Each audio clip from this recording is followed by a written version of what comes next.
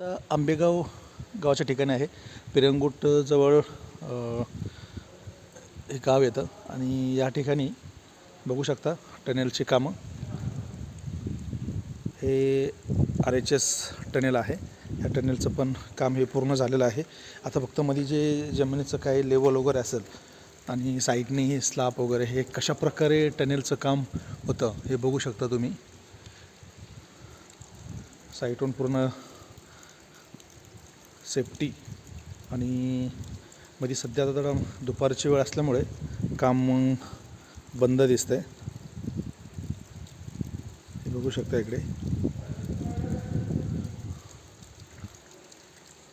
खूप वेगाने असं पश्चिम भागामधील कामं चालू आहेत आणि 2028 पर्यंत रिंग रोडचं काम हे पूर्ण होऊ शकतं.